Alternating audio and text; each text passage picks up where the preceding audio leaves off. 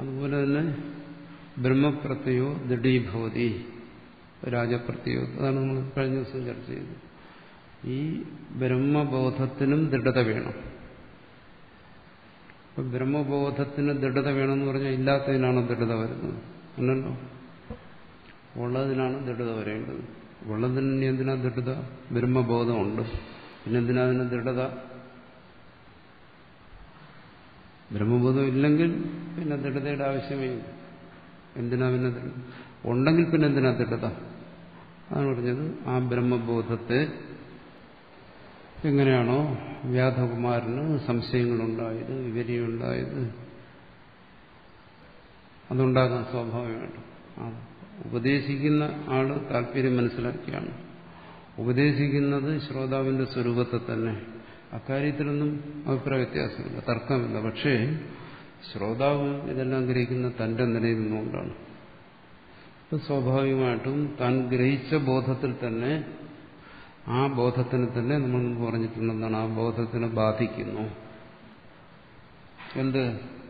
തന്റെ തന്നെ അന്ധകരണത്തിലുള്ള ചോദ്യങ്ങൾ, സംശയവും വിപര്യവും അജ്ഞാനം, ഇതെല്ലാം ബാധിക്കും. നമ്മുടെ അനുഭവം അങ്ങനെയാണ്. നമ്മൾ പറയും ആ സത്സംഗം കേട്ടു, പറഞ്ഞ കാര്യം മനസ്സിലായി, പക്ഷെ ഇപ്പോ പറയുന്നു, ചിലപ്പോൾ പറയും അത് വിസ്മരിച്ചു പോയി എന്നുവെച്ചാൽ വിസ്മരിച്ചു എന്ന് പറഞ്ഞാൽ എന്താണോ, ആ ബോധം ദൃഢമായില്ല.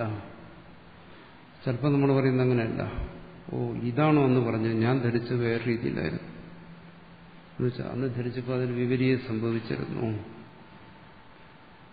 പിന്നീട് ചിലപ്പോൾ ചോദിക്കും, അന്ന് പറഞ്ഞതിന്റെ താല്പര്യം ഇതാണോ, ഞാനിത് ഇങ്ങനെയാണ് ധരിച്ചിരിക്കുന്നത്, ഇതാണോ സംശയം ബാധിച്ചിരിക്കുന്നു. ഇത് ആരും കൃത്രിമമായി പറയുന്നില്ല, നമ്മുടെ സ്വന്തം അനുഭവമാണ്. ഈ തത്വത്തെ ശ്രവിക്കുന്ന ഓരോ വ്യക്തിയുടെ അനുഭവമാണ്. എന്ത് ചെയ്യുന്നു? ആ ബോധം ഉണ്ടായിട്ട് തത്വബോധത്തെ തന്നെ ഇത് വന്ന് ബാധിക്കുന്നു. അപ്പോൾ അതിന്റെ ദൃഢതയെന്ന് പറയുന്നത് എന്താണോ? ഇതിനെ ദൂരീകരിക്കുക. എന്തൊക്കെയാണ് അതിനെ ബാധിച്ചിരിക്കുന്നത്? ആ ബോധത്തെ ബാധിച്ചിരിക്കുന്ന ദോഷങ്ങളെ ദൂരീകരിക്കുക. ദൂരീകരിച്ചാൽ അപ്പോൾ പറയും, ആ ഇപ്പോൾ ഇത് വ്യക്തമായി. സ്വയം തന്നെ പറയാറുണ്ടല്ലോ, പഴയതുപോലെയല്ല, അത് കുറച്ചുകൂടി വ്യക്തമായി. അറിയല്ലോ, അന്ന് എനിക്ക് കാര്യങ്ങളിൽ സംശയം ഉണ്ടായിരുന്നു, ഇന്നിപ്പോൾ സംശയമില്ല. അന്ന് ഞാൻ ഇതിനെ വിപരീതമായാണ് ധരിച്ചിരുന്നത്, ഇന്ന് ഇതിനെ ഞാൻ നേരെ ധരിക്കുന്നു. അങ്ങനെ ഒരു വ്യക്തത വരുന്നു. എങ്ങനെ? അത് ആ വ്യക്തിയുടെ സംസ്കാരമനുസരിച്ച്, വ്യക്തിയുടെ ഈ തത്വത്തെ സ്വീകരിക്കുന്ന ബുദ്ധിയുടെ ഗുണമേന്മയനുസരിച്ച് ആ വ്യക്തത വരും. ആ വ്യക്തത, അതാണ് ഇവിടെ പറയുന്ന ദൃഢത എന്ന് പറയുന്നത്. പിന്നെ മുമ്പുണ്ടായ സംശയങ്ങൾ ഉണ്ടാകുന്നില്ല, മുമ്പുണ്ടായ വിപരീയ ബുദ്ധി ഉണ്ടാകുന്നില്ല, മുമ്പുണ്ടായിരുന്ന അജ്ഞാനം മാറിപ്പോയി. അപ്പം അതിന് ദൃഢത എന്ന് പറയും. നമ്മളിപ്പോൾ ഇത് ആത്മതത്വത്തെ സംബന്ധിച്ച് മാത്രമല്ല, നമ്മൾ ഭൗതികമായ ഏതെങ്കിലും ഒരു വിഷയം പഠിക്കും, സയൻസോ കണക്കോ പഠിക്കുന്നു, അധ്യാപകൻ പറഞ്ഞു തരുമ്പോൾ പറയാം അതെനിക്ക് മനസ്സിലായില്ല, പറയാറുണ്ടല്ലോ, എനിക്ക് പിടികിട്ടുന്നില്ല, വീണ്ടും അത് വിശദീകരിക്കും. അവസാനം വരുന്ന ഇപ്പോൾ എനിക്ക് ആ പറഞ്ഞ കാര്യം മനസ്സിലായി. അത് വേറൊരാൾ നമ്മളെ ബോധിപ്പിക്കുമ്പോഴും നമ്മുടെ ബുദ്ധി ഉപയോഗിച്ച് ഒരു തത്വത്തെ അന്വേഷിച്ച് കണ്ടുപിടിക്കുമ്പോഴും നമ്മൾ പലതരത്തിലുള്ള അറിവ് പലയിടത്തു നിന്ന് ശേഖരിച്ച് ഒരു തത്വത്തെക്കുറിച്ച് അന്വേഷണം നടത്തുകയാണ്. അവിടെയും ഇതൊക്കെ തന്നെ സംഭവിക്കുന്നു. അയാളുടെ മനസ്സിൽ ശ്രവണ മനന നിധ്യാസനങ്ങൾ, അവസാനം അയാളൊരു തീരുമാനത്തിലെത്തിച്ചേരുന്നു, ആ ഇതാണ് അതിന്റെ നിഗമനം. അതുവരെ എന്ത് ചെയ്യുന്നു? ആ നിഗമനത്തെക്കുറിച്ച് അയാൾ പറയാം, ഇപ്പോൾ എനിക്ക് വ്യക്തമായി, തൽക്കാലത്തേക്കെങ്കിലും അത് വ്യക്തമായി, ഇതുവരെ ഉണ്ടായിരുന്ന സംശയങ്ങളും. എവിടെയാണോ സംശയങ്ങളും മറ്റും ദൂരീകരിക്കുന്ന അവിടെയാണ് നമ്മൾ പറയുന്ന വ്യക്തത. അതിന് ആത്മതത്വത്തെ എടുക്കണ്ട, ഭൗതികമായ പഠനത്തെ എടുത്താൽ മതി. ഒരാൾ പരമാണുവിന്റെ രഹസ്യത്തെക്കുറിച്ച് പഠനം നടത്തുന്നു, ഒരുപാട് ഉപകരണങ്ങൾ ഉപയോഗിക്കുന്നു, ഒരുപാട് കാര്യങ്ങൾ ചെയ്യുന്നു. അപ്പോൾ ഇത് ചെയ്തുകൊണ്ടിരിക്കുമ്പോൾ വാസ്തവത്തിൽ എന്താണ്? അയാളുടെ മനസ്സിൽ സംശയങ്ങളാണ്. ഇതിന്നതാകാമോ, ഇന്നതാകാമോ, അങ്ങനെ ആ സംശയങ്ങളെല്ലാം ഇവിടെ കേവലം മാനസികമായ പരിശീലനം, മറ്റതങ്ങനെയല്ല, ബാഹ്യമായ ഉപകരണങ്ങളെ തന്നെ ഉപയോഗിക്കുന്നു. എന്നിട്ട് അതിന്റെ അടിസ്ഥാനത്തിൽ ചിന്തിക്കുന്നു. അങ്ങനെ ചിന്തിച്ച് അവസാനം തന്റെ സംശയങ്ങളെ, വിപര്യങ്ങളെ, അജ്ഞാനത്തെ ദൂരീകരിച്ച് അവസാനം ഒരു നിശ്ചയത്തിലെത്തിച്ചേരും. എന്നിട്ട് അയാൾ പ്രഖ്യാപിക്കുന്നതാ ഇതിന്റെ രഹസ്യം എനിക്ക് വെളിപ്പെട്ടിരിക്കുന്നു. നിധിധ്യാസനം, നിശ്ചയരൂപത്തിലുള്ള അറിവ്. അതിനെ എന്തു പറയും? അറിവിന്റെ വ്യക്തത. ആ വ്യക്തത എങ്ങനെ വന്നു? അതുവരെ ആ അറിവിനെ ബാധിച്ചിരുന്ന അജ്ഞാന സംശയ വിപര്യങ്ങളെ ദൂരീകരിച്ചുകൊണ്ടാണ്. അപ്പോൾ ആത്മബോധത്തെ സംബന്ധിച്ച് ഇത് ഏറ്റവും പ്രധാനപ്പെട്ട ഒരു വിഷയമാണ്. എന്താണ് ഈ തത്വജ്ഞാനത്തിന്റെ ദാർഢ്യം എന്ന് പറയുന്നത്? എന്താണ്, അതെങ്ങനെയാണ് എന്നുള്ള കാര്യം. അത് ഭാഷ്യകാരൻ ആവർത്തിച്ച് പറയും. രാജപ്രത്യവത് ദൃഢീഭവതി. എങ്ങനെയാണോ വേദകുമാരന് ആ രാജപ്രത്യം, രാജാവെന്ന ബോധം ദൃഢമായത്, അതിനുവേണ്ടി അയാൾ എന്തെല്ലാം അനുഷ്ഠിക്കേണ്ടി വന്നു. ഒരുപക്ഷെ അവിടെ പോയി ആ സിംഹാസനത്തിൽ ഇരിക്കുന്നത് ഒരാൾക്ക് ഉറപ്പ് വരത്തില്ലായിരിക്കും താൻ രാജാവാണോ. അവസാന നിമിഷം ഇനി വേറൊരു രാജകുമാരൻ വന്നാലോ, അവസാന നിമിഷം തന്നെ ആരെങ്കിലും ചോദ്യം ചെയ്താലോ, ആ സിംഹാസനത്തിലിരുന്ന് അഭിഷിക്തനായാലും അത് കഴിഞ്ഞാലും ചിലപ്പോൾ സംശയം തോന്നും. ഇനി ഒരാൾ വന്നാലും അവകാശമായിട്ട്. അപ്പോൾ ആ പ്രത്യേക ദൃഢത എല്ലാ സംശയങ്ങളെയും ദൂരീകരിക്കുമ്പോഴാണ്. പക്ഷെ അത് എപ്പോഴും സംഭവിക്കാം. ഇതൊരാൾ ഉപദേശിച്ചപ്പോൾ തന്നെ അയാൾക്ക് ഉറപ്പ് വന്നു. അത് പിന്നെ പോയി പരിശോധിക്കേണ്ട ആവശ്യമൊന്നും വന്നില്ല. അയാൾ നല്ല താൻ രാജകുമാരൻ എന്നുള്ള ഉറപ്പോടുകൂടി തന്നെയാണ് രാജ്യാഭിഷേകത്തിന് പോകുന്നത്. അങ്ങനെയും സംഭവിക്കാം. എന്തായാലും ആ ദൃഢത എന്ന് പറയുന്നത്, അതിനെ ദൃഢതയെന്നോ വ്യക്തതയെന്നോ അല്ലെങ്കിൽ സാധാരണ പറയുന്ന അപരോക്ഷത എന്നോ അല്ലെങ്കിൽ പറയും അതിനെ അനുഭൂതി എന്നോ, ഇതെല്ലാം പറയുന്നത് ഒന്ന് തന്നെയാണ്. അനുഭൂതി എന്ന് പറയുന്നത് ഏതെന്നാണോ സംശയരഹിതമായി ബോധിക്കുന്നത് അതിനാണ് അനുഭൂതി എന്ന് പറയുന്നത്. അതായത് പഞ്ചസാര നമ്മുടെ വായിലിട്ട് കയ്പാണോ പുളിപ്പാണോ ചവർപ്പാണോ ഒരു സംശയമില്ല. സംശയരഹിതമായി ബോധിക്കുന്ന എന്താണിത്? മധുരമാണ്. ആരെങ്കിലും ഒരു സാധനം കൈ തന്നു, ഇതൊന്ന് പരിശോധിച്ച് നോക്കുക എന്താണെന്ന്. അപ്പോൾ വായിലിടുമ്പോൾ അതിന് ചെറിയ ചവർപ്പുണ്ട്, പുളിപ്പുണ്ട്. ഇത് പഞ്ചസാരയല്ല, ഇത് മറ്റെന്തോ ആണ്. അപ്പോൾ അവിടെ സംശയം വരും. അത് പറയാൻ പറ്റും പഞ്ചസാരയുടെ അനുഭൂതിയാണെന്നല്ല, മറിച്ച് പഞ്ചസാരയാണ് കൈ കിട്ടുകയാണെങ്കിൽ അത് നാവിലിട്ട് കഴിഞ്ഞാൽ ആ ഇന്ദ്രിയ സംവേദ്യമായ അറിവ് അവിടെ പിന്നെ എന്താണ്? ഇത് പഞ്ചസാരയാണോ? സംശയമില്ല, വിപര്യമില്ല, അജ്ഞാനമില്ല, വ്യക്തത, മധുരമാണ്. എവിടെയാ വ്യക്തത വരുന്നത്? സ്വന്തം അനുഭവത്തിൽ. മറ്റെവിടെയെങ്കിലുമാണോ വരുന്നത്? സ്വന്തം മനസ്സിൽ. അത് അനുഭവമാണ്. മനസ്സിൽ ആ അനുഭവം വരും, മനസ്സിൽ ആ ജ്ഞാനം വരുന്നു. അത് നിശ്ചിതമായി ബോധിപ്പിക്കാൻ പറയും.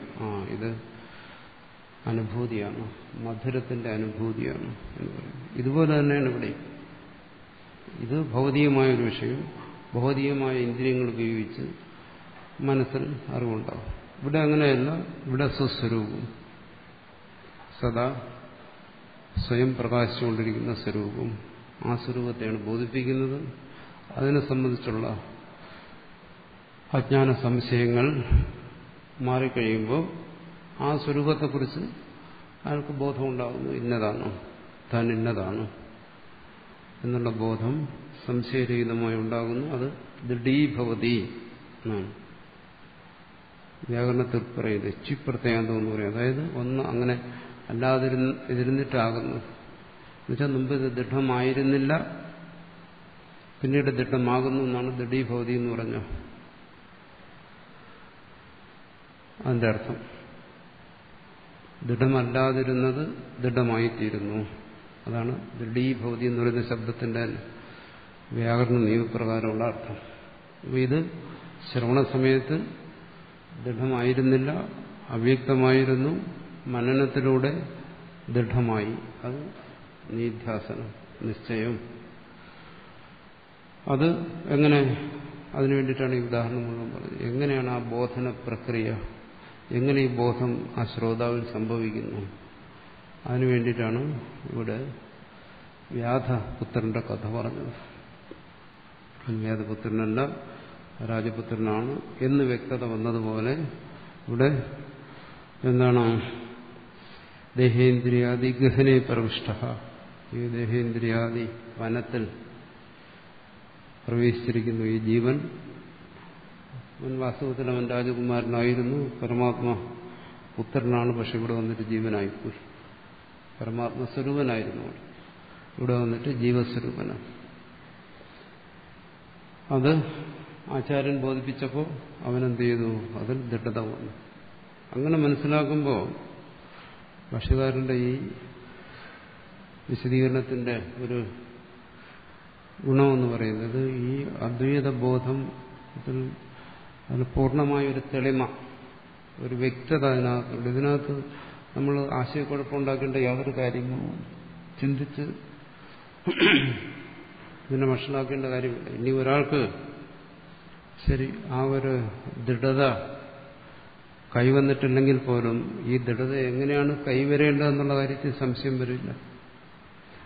എന്തിനെ കുറിച്ചാണ് ബോധിപ്പിക്കുന്നുള്ള കാര്യത്തിൽ സംശയമില്ല. ആ തത്വത്തെ സംബന്ധിച്ച് ഭാഷ്യകാരൻ പറയുന്ന രീതിയിൽ ആത്മബോധം എന്നുള്ള ഒരു വിഷയത്തിൽ ഒരാൾക്കും യാതൊരു തരത്തിലുമുള്ള ക്ലിഷ്ടത അതിനകത്തില്ല. അത് മനസ്സിലാക്കേണ്ട ഈ രീതിയിലാണ്, അതിന്റെ അനുഭവം ഇന്ന രീതിയിലാണോ. ഇന്നിപ്പോ ഒരുവന് അനുഭവം സംശയരഹിതമായത് ബോധിക്കുന്നോ ഇല്ലയോ, അത് രണ്ടാമത്തെ കാര്യം. പക്ഷെ ക്ലിഷ്ടമായൊരു മാർഗത്തെ ഭാഷ്യകാരൻ നിർദ്ദേശിക്കുന്നില്ല. അല്ലെങ്കിൽ എന്തെങ്കിലും നിഗൂഢതയിലേക്ക് ഇതെവിടെയോ എന്നോ എങ്ങനെയൊക്കെ സംഭവിക്കേണ്ട ഒരു കാര്യമാണ്, അങ്ങനെ ഒരിടത്തും നമ്മളെ ബോധിപ്പിച്ചിട്ടില്ല. രഹസ്യം എന്നുള്ളതിന് അർത്ഥം പറയുന്നത് എന്താണ്? ദുർബുദ്ധികൾക്ക് ഇത് ഗ്രഹിക്കാൻ പ്രയാസമാണ്. അതിനപ്പുറം രഹസ്യത്തിന് ഭാഷ്യകാരൻ ഒരിടത്തും അർത്ഥം പറഞ്ഞിട്ടില്ല. നിങ്ങളുടെ ബുദ്ധിക്ക് ഈ തത്വത്തെ ഗ്രഹിക്കുന്നതിന് വേണ്ടത്ര തെളിച്ചമില്ലെങ്കിൽ അതിനെയാണ് പറയുന്നത്. രഹസ്യം എന്ന് പറയുന്നത് അപ്പം എന്തായി? സ്വന്തം ബുദ്ധിയുടെ ഒരു പോരായ്മ, അശുദ്ധി. അതിനപ്പുറം രഹസ്യം ഇതിനകത്തില്ല. അത് ഗീതയിൽ ഇത് ഗുഹ്യതമശാസ്ത്രം ഇവിടെയൊക്കെ വ്യാഖ്യാനിച്ചിടത്തെല്ലാം ഭാഷ്യകാരൻ ആ ഒരു കാര്യമാണ് പറഞ്ഞു. ബുദ്ധിയുടെ ആ തെളിച്ചം അത് ഒരു പ്രധാന കാര്യം തന്നെയാണ്. അത് കേവലം തന്നെ ആശ്രയിച്ചിരിക്കുന്ന ഒരു കാര്യമാണ്, മറ്റൊന്നിനെ ആശ്രയിച്ചിരിക്കുന്നതല്ല. ഈ ശ്രോതാവ് എന്ന് പറയുന്ന ആ വ്യക്തിയെ മാത്രം ആശ്രയിച്ചിരിക്കുന്ന കാര്യമാണ്. അയാളുടെ ആ വ്യക്തിത്വത്തിന്റെ ഒരു ഭാഗമാണ്, തന്റെ അന്ധകരണത്തിന്റെ സ്വഭാവവിശേഷമാണ് ആശുദ്ധി എന്ന് പറയുന്നത്. അതിൽ കൊണ്ടുവരുന്ന പോരായ്മകളല്ലാതെ ഈ തത്വബോധത്തെ സംബന്ധിച്ച് യാതൊരു തരത്തിലുള്ള നിഗൂഢതകളും ഇവിടെയില്ല. പറയുന്ന കാര്യം വളരെ സ്പഷ്ടമാണ്, വളരെ വ്യക്തമാണ്.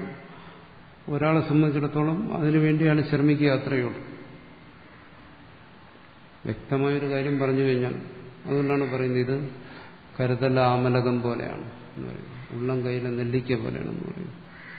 ഉള്ളം കയ്യിലിരിക്കുന്ന നെല്ലിക്ക എന്ന് പറയുന്നത് അത്രയും സ്പഷ്ടമാണ്.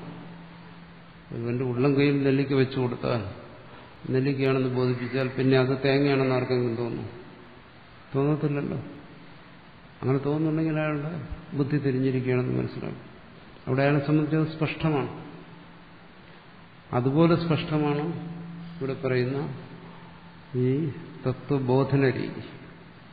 അതാണ് ശങ്കരാചാര്യരുടെ ഏറ്റവും വലിയ മഹത്വമായി വിശേഷതയായി നമ്മൾ മനസ്സിലാക്കേണ്ട ഒരു കാര്യം. ഇത്തരത്തിൽ തത്വത്തെ ബോധിപ്പിക്കാൻ അധികം ആർക്കും പേർക്കത് കഴിഞ്ഞിട്ടില്ല.